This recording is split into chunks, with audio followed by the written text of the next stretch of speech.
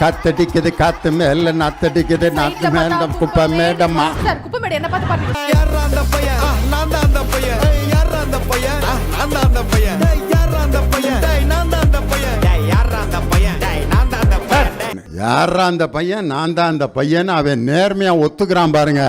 அதை நினைச்சு நம்ம ரொம்ப சந்தோஷம் பண்ணேன். அந்த பாட்டில் வர்ற வார்த்தையில் எனக்கு ரொம்ப பிடிச்ச வார்த்தை, ரொம்ப அருமையான ஒவ்வொரு வரியும் ஒரு தத்துவம் தெரியுமா? ஆஹா, என்ன ஆமாப்பா. என்ன வரி சார்? ஏன் என்ன இப்படி பேசுகிறாங்கன்னு எனக்கு தெரியும். எது வந்தாலும் ஃபேஸ் பண்ணலான்னு அதுக்கு பேர் தைரியம். விட்டதெல்லாம் நினச்சிட்டு ஏங்குறது நேர விரயம். இது ஒன்று எவ்வளோ பெரிய ஃபிலாசபி பார்த்தீங்களா? விட்டதெல்லாம் நினச்சி ஏங்குறது நேர விரயம். எது வந்தாலும் ஃபேஸ் பண்ணுறது என்னுடைய தைரியம்.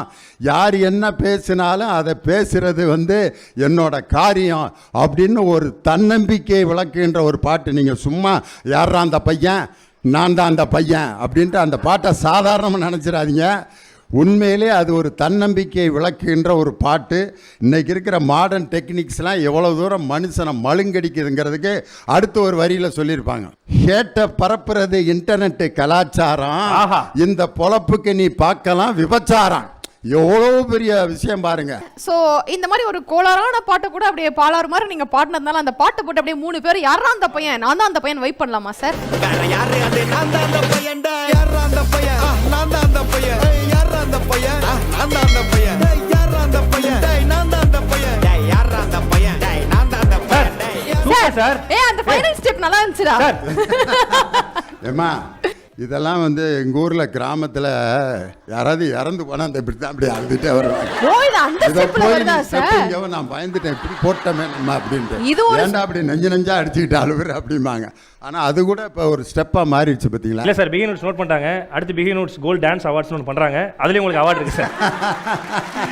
காற்று மேலே காற்று கீழே காற்று ரைட்டில் காற்று சைடில் வீட்டு மேல காத்தடிக்குது காத்து மேல நாத்தடிக்குது நாத்து மேல குப்பை மேடமா.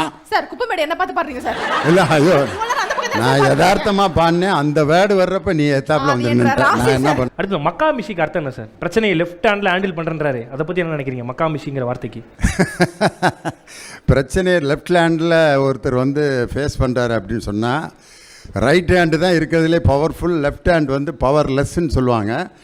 அந்த பவர்லெஸ்ஸான லெஃப்ட் ஹேண்ட்லேயே ஒரு பிரச்சனையை ஒரு ஆளால் சால்வ் பண்ண முடியும்னா அவர் ரொம்ப கெட்டிக்காரர் அப்படிங்கிறதுக்காக தான் லெஃப்ட் ஹேண்டில் பிரச்சனையை ஃபேஸ் பண்ணுற மாதிரி. எப்படி சூப்பர் சார். அதாவது இப்போ பாட்டுங்கிறது எப்படி ஆயிடுச்சுன்னா, மனுஷன் வாய்க்குள்ளேருந்து என்னென்ன வருதோ அதை பூரா இப்போ பாட்டாக மாற்றிடுறேன். சும்மா நான் பாட்டுக்கு கா கா குயிக்கும் கீ கா கா குயிக்கும் பா பா பா கீக்கும் கீ கா கோ ரூப்பும் இதை ஒரு படத்தில் போட்டால் பயங்கர ஹிட் ஆயிரும். ஏன்னா விளங்காமல் யார் இப்போ பாட்டு போடுறாங்களோ அவங்க தான் இப்போ ரொம்ப ஹிட் ஆயிடுறாங்க. அதனால் மக்களுக்கு பாட்டு விளங்கக்கூடாதுங்கிறதுல ரொம்ப தெளிவாக இருக்காங்க. அதனால தான் எதை வேணாலும் இன்றைக்கி பாட்டாக மாற்றுற அளவுக்கு நம்ம மியூசிக்கல் இன்ஸ்ட்ருமெண்ட்ஸு ரொம்ப வலிமையாக இருக்கிறதுனால என்ன வேணாலும் இன்றைக்கி பாட்டாக மாறிடுது. ஆனா சார் இப்ப பேசும்போது சைடுல நீங்க ஒரு போட்ட மியூசிக் இருக்குல்ல சார், இப்ப இந்த வீடியோ ரிலீஸ் ஆகி ஒரு 4 நாள்ல அது ஒரு ஆல்பம் சாங் வரதுக்கு கூட வாய்ப்பு இருக்கு. வர்றதுக்கு வாய்ப்பு இருக்கு.